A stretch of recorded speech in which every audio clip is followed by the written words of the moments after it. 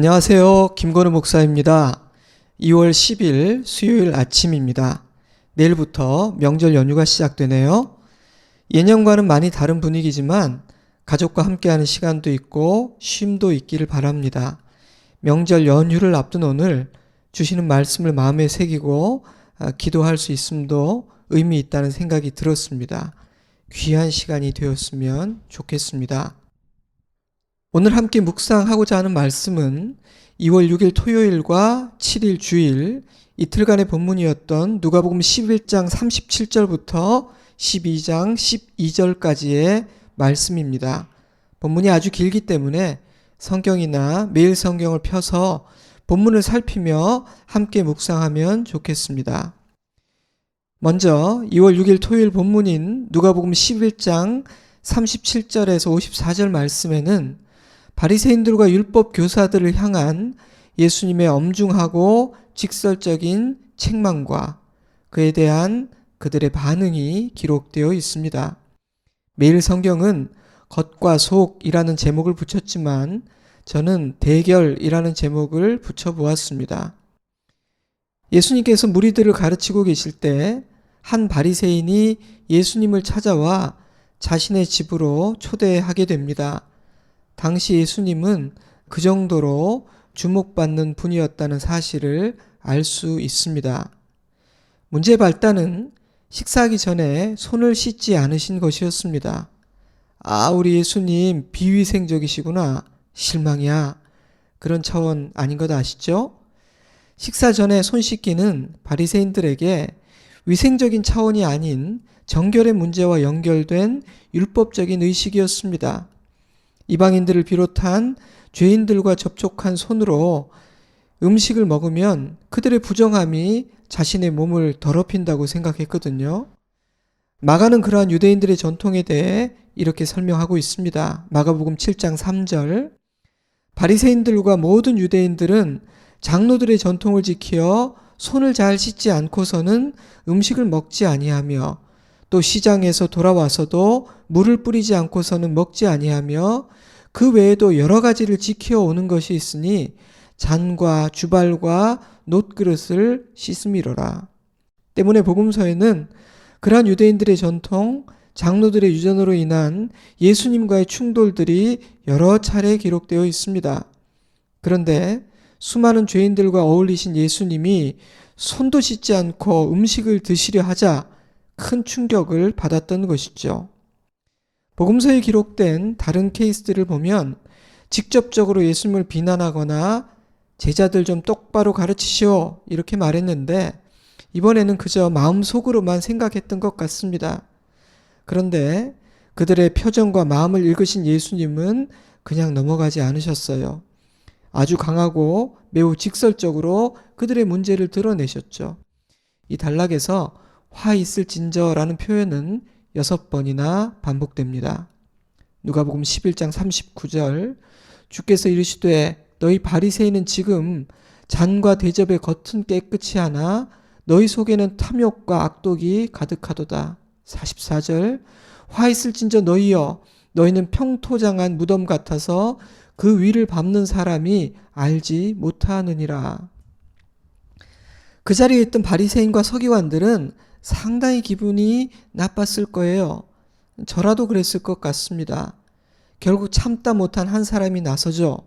45절입니다. 한 율법 교사가 예수께 대답하여 이르되 선생님 이렇게 말씀하시니 우리까지 모욕하심이니이다. 불꽃이 튀기 시작하지 않습니까? 제가 이 단락에 대결이라는 제목을 붙인 이유입니다. 그런데 예수님은 그러한 율법 교사의 도발을 적당히 넘어가지 않으셨어요. 예수님은 곧바로 이렇게 대답하셨습니다. 46절 이르시되 화 있을진저 또 너희 율법 교사여 지기 어려운 짐을 사람에게 지우고 너희는 한 손가락도 이 짐에 대지 않는도다. 화 있을진저 너희는 선지자들의 무덤을 만드는도다. 그들을 죽인 자도 너희 조상들이로다. 52절 화 있을진저 너희 율법 교사여 너희가 지식의 열쇠를 가져다가 너희도 들어가지 않고 또 들어가고자 하는 자도 막았느니라 하시니라. 그날 식사 자리의 분위기는 장난이 아니었습니다. 나를 잡으셨네, 작정하셨구나 라는 생각이 들 정도예요. 그렇다면 예수님의 말씀을 들은 그들은 어떻게 반응했을까요? 마음이 불편하고 창피했지만 그래도 예수님의 말씀을 듣고 자신을 돌아보았을까요? 그래, 아프긴 하지만 정확한 지적이야. 그렇게 생각했을까요? 이 이야기는 이렇게 끝이 납니다. 세번역 성경으로 11장 53절과 54절 말씀을 읽어드리겠습니다. 예수께서 그 집에서 나오실 때 율법 학자들과 바리새파 사람들은 잔뜩 앙심을 품고서 여러 가지 물음으로 예수를 몰아붙이기 시작하였다. 그들은 예수의 입에서 나오는 말에서 트집을 잡으려고 노렸다. 사랑하는 여러분, 하나님의 말씀을 아멘으로 받고 순종하는 것은 결코 쉬운 일이 아닙니다. 우리 모두에게는 내가 듣고 싶은 말씀만 들으려 하는 습성이 있거든요. 게다가 자신을 돌아보고 회개하는 것은 더욱 어려운 일이기에 우리는 종종 주님의 말씀에 저항하게 됩니다. 특히 바리새인과 서기관들처럼 자기 의와 자기 확신에 사로잡힌 이에게는 더욱 어려운 일입니다. 들리지가 않는 겁니다. 그런데 이들은 단지 듣지 않았을 뿐 아니라 앙심을 품었습니다. 그들이 하나님 나라와 멀리 있을 수밖에 없는 이유죠. 말씀을 거절하는 자는 하나님의 나라에 들어갈 수가 없기 때문입니다. 저와 여러분의 마음밭이 그들과 같지 않기를 기도합니다. 돌같이 딱딱하게 굳어버린 완고한 마음, 그래서 말씀의 씨앗이 뿌려져도 심기어 뿌리 내리지 못하는 그런 마음 되지 않기를 바랍니다. 저와 여러분의 마음밭이 떨어지는 모든 말씀의 씨앗을 받고 품어내어 100배, 1000배의 결실을 하는 좋은 땅이기를 주님의 이름으로 축복합니다. 아멘. 그렇게 율법주의자들과 한판 대결이 끝난 후 2월 7일 주일 본문인 누가복음 12장으로 넘어가게 됩니다. 그런데 청중이 바뀝니다. 누가복음 12장 1절, 그 동안에 무리 수만 명이 모여 서로 밟힐 만큼 되었더니 예수께서 먼저 제자들에게 말씀하여 이르시되 바리새인들의 누룩 곧 외식을 주의하라. 누가는 이 12장을 그 동안에 라는 문장으로 시작하는데 영어로는 under these circumstances, 즉 이러한 상황 가운데에서 라는 뜻입니다. 누가는 바로 앞에 기록한 사건과 이어지는 예수님의 말씀을 연결시키고 있는 것이죠. 물론 수많은 무리들이 모여 있었지만 12장 1절에서 12절 말씀은 제자들에게 주신 말씀입니다. 12장 1절에서 13장 9절에 이르기까지 이어지는 예수님의 설교에서 예수님은 제자들과 무리들에게 번갈아 말씀하시는데 누가는 비교적 정확하게 이 말씀이 누구를 대상으로 하고 있는지를 구분하고 있습니다. 그런데 12장 1절에서 12절은 제자들에게 주신 말씀이라고 밝히고 있습니다. 바리새인과 서기관으로 대표되는 유대 율법주의자들과 한판 대결을 벌이신 예수님, 날카로운 칼과도 같고 태워버리는 불과도 같은 엄한 말씀으로 그들을 책망하신 예수님은 이제 제자들을 향해 말씀하시는 것입니다. 어떤 말씀을 하셨습니까? 3가지로 요약할 수 있을 것 같습니다. 첫째로 바리새인들의 외식을 주의하라는 말씀입니다. 외식은 겉과 속이 다른 위선을 의미합니다. 헬라어로 이 단어는 연극배우가 가면을 쓰고 연기하는 모습을 뜻하는데 진정성이 없다는 의미이기도 하고 겉보기에는 그럴듯해 보이지만 알맹이가 없는 가짜라는 뜻이기도 합니다.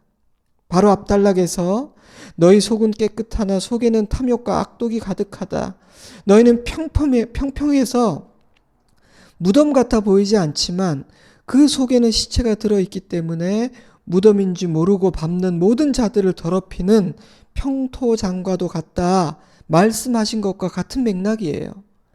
그런데 예수님은 그러한 바리새인들의 외식을 누룩에 비유하셨습니다. 그들의 외식은 단지 자신만을 망치는 것이 아니라 누룩이 반죽 전체에 영향을 끼치듯이 다른 사람의 인생을 파괴하고 공동체 전체에 악영향을 끼치기 때문입니다. 그러므로 눌과 같은 바리새인들의 삶과 그들의 언행, 그들의 가르침은 단 한 조각, 단 한 방울도 너희 생각과 삶에, 너희 공동체에 들어오지 못하게 하라. 예수님은 엄중하게 경고하신 것입니다. 단 한 조각이라도 허용하는 순간 다 같이 망해버리고 변질되기 때문이죠. 그들의 외식과 위선을 주의해야 하는 이유는 그들이 감추고 속인 모든 것들이 하나님 앞에서 낱낱이 공개적으로 드러날 것이기 때문입니다. 12장 2절입니다. 감추인 것이 드러나지 않을 것이 없고 숨긴 것이 알려지지 않을 것이 없나니 이러므로 너희가 어두운 데서 말한 모든 것이 광명한 데서 들리고 너희가 골방에서 귀에 대고 말한 것이 지붕 위에서 전파되리라. 심판에 대한 말씀이에요. 사람은 속일 수 있지만 하나님은 속일 수 없다는 두려운 말씀입니다. 진정 하나님을 알고 진실로 하나님을 믿는 사람은 하나님을 경외할 수밖에 없습니다. 하나님의 인자하심과 사랑은 우리를 건방지거나 방만하게 만들지 않고 하나님을 두려워하게 만듭니다. 하지만 율법주의자들은 하나님을 경외하지 않았습니다. 그러므로 과연 그들이 하나님을 아는 하나님의 참된 백성인지 의심이 됩니다. 물론 구원은 우리가 판단할 수 없는 영역입니다. 하지만 의구심이 생기는 것도 사실입니다. 왜냐하면 성경에 의하면 성령의 사람에게는 도저히 있을 수 없는 그런 언행과 인격과 삶의 태도가 있기 때문입니다. 첫째로 바리새인들처럼 외식하는 자가 되지 말라. 그들의 가르침을 조심하고 그들의 영향을 절대 받아서는 안 된다 말씀하신 예수님은 오직 하나님만을 두려워하라는 두 번째 교훈을 주십니다. 12장 4절입니다. 내가 내 친구 너희에게 말하노니 몸을 죽이고 그 후에는 능히 더 못하는 자들을 두려워하지 말라. 마땅히 두려워할 자들을 내가 너희에게 보이리니 곧 죽인 후에 또한 지옥에 던져 넣는 권세 있는 그를 두려워하라. 내가 참으로 너희에게 이르노니 그를 두려워하라. 이 말씀은 첫 번째 교훈과 이어집니다. 바리새인들은 하나님을 두려워하지 않고 세상과 사람을 두려워했기 때문에 외식하는 자가 되었기 때문입니다. 하나님의 인정하심이 아니라 사람과 세상의 인정을 받고자 할 때 외식하게 되고 하늘의 상이 아니라 세상의 상을 받으려 할 때 위선에 빠지게 되는 까닭입니다. 때문에 산상수훈에는 이런 말씀이 있어요. 마태복음 6장 5절 또 너희는 기도할 때 외식하는 자와 같이 하지 말라. 그들은 사람에게 보이려고 회당과 큰 거리 어귀에 서서 기도하기를 좋아하느니라. 내가 진실로 너희에게 이르노니 그들은 자기 상을 이미 받았느니라. 사람에게 보이려 하고 사람의 인정과 상을 구하다가 외식하고 위선에 빠지게 된 사람들, 그들이 바로 바리새인과 서기관들이었습니다. 그들은 자기가 원하는 것을 이 땅에서 받았기 때문에 하나님 앞에 받을 상이 남아있지 않은 자들이었죠. 그래서 그들처럼 되지 말라는 것입니다. 하지만 그것은 단지 그들만의 문제는 아닙니다. 저와 여러분에게도 그런 위험성이 있죠. 이 말씀을 듣는 제자들도 마찬가지였습니다. 그러한 연약함을 지닌 제자들과 우리 모두를 향한 예수님의 처방전은 오직 하나님만을 의식하고 하나님 한 분만을 두려워하라는 것이었습니다. 사랑하는 성도 여러분, 저와 여러분이 하나님만을 두려워하는 자이기를 바랍니다. 하나님만을 두려워하기에 두려워하지 않아도 될 모든 것들을 두려워하지 않는 자 되기를 주님의 이름으로 축복합니다. 그런데 예수님은 그렇게 넘어가지 않으시고요. 하나님만 두려워해야 하는 두 가지 이유까지 가르쳐 주십니다. 첫째로 우리가 두려워하는 그것들은 사실상 우리가 생각하는 그 정도로 두려워해야 할 것들은 아니기 때문입니다. 그들에게는 힘이 있지만 그들의 힘은 제한적이고 그들은 나를 해야 하는 어떤 일을 할 수 있지만 그 할 수 있는 일도 지극히 제한적이기 때문입니다. 예수님은 그들이 할 수 있는 일은 공갈 협박으로 겁주는 것이고 그들이 할 수 있는 최고의 위협은 죽이는 것이라고 말합니다. 물론 우리에게는 그들의 협박과 죽임 당하는 것이 굉장히 두렵습니다. 그러나 예수님은 이 땅에서 잠깐 보내는 고난의 시간은 영원한 하나님 나라에서 보내게 될 시간과 그곳에서 누릴 놀라운 은혜와 영생에 비교하면 아무것도 아니라고 말씀하십니다. 너희가 몰라서 그렇지 정말 아무것도 아니다. 비교할 수가 없어. 나중에 알게 된다. 그러니 나를 믿고 몸뿐 아니라 영혼까지도 지옥불에 던져놓을 권세를 가지신 그 한 분 하나님만 두려워하면 된다라고 말씀하시는 것입니다. 사도 바울은 그러한 예수님의 가르침을 이렇게 표현했습니다. 고린도후서 4장 17절 우리가 잠시 받는 환난에 경한 것이 지극히 크고 영원한 영광에 중한 것을 우리에게 이루게 함이니 우리가 주목하는 것은 보이는 것이 아니요 보이지 않는 것이니 보이는 것은 잠깐이요 보이지 않는 것은 영원함이라. 아멘. 둘째로 하늘 아버지께서 우리를 귀하게 여기시며 세심히 돌보고 계시기 때문에 우리는 하나님만 두려워하면 된다는 것입니다. 12장 6절입니다. 참새 5마리가 2아사리온에 팔리는 것이 아니냐. 그러나 하나님 앞에는 그 하나도 잊어버리시는 바 되지 아니하는도다.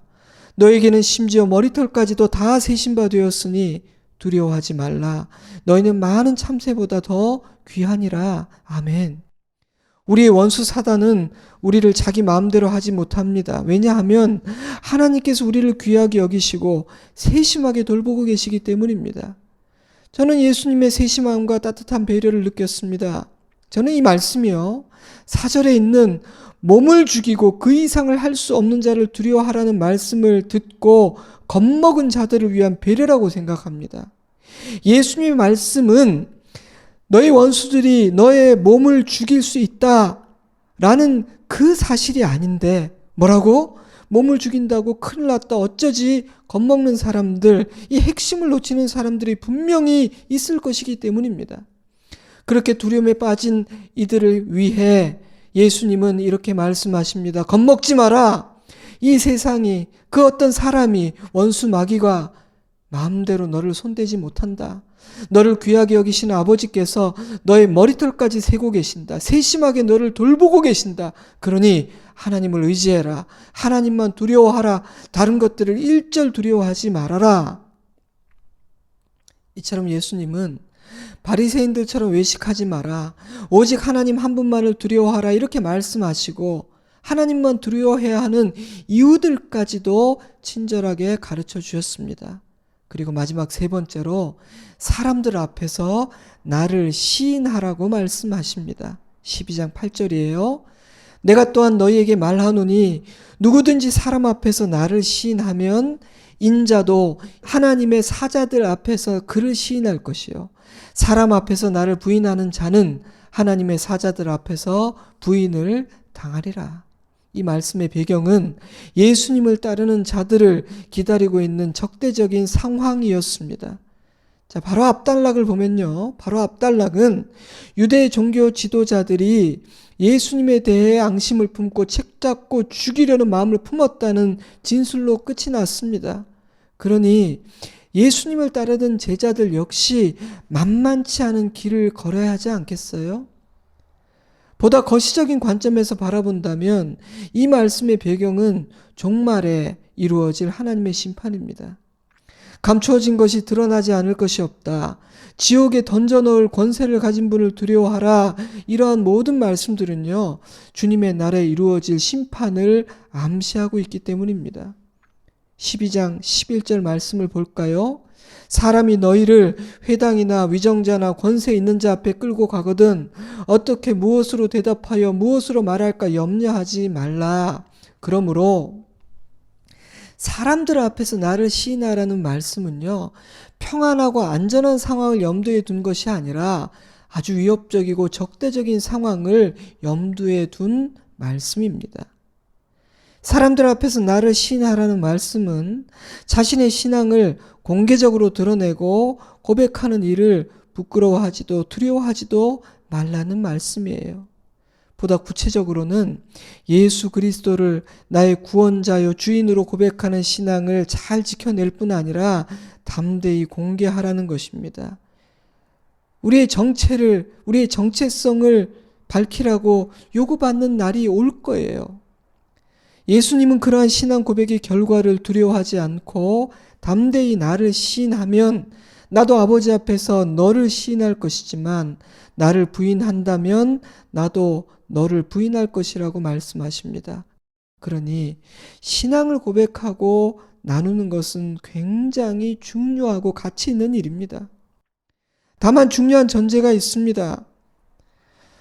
믿음을 공개적으로 드러내려면 우리는 바리새인처럼 외식하는 자여서는 안 됩니다.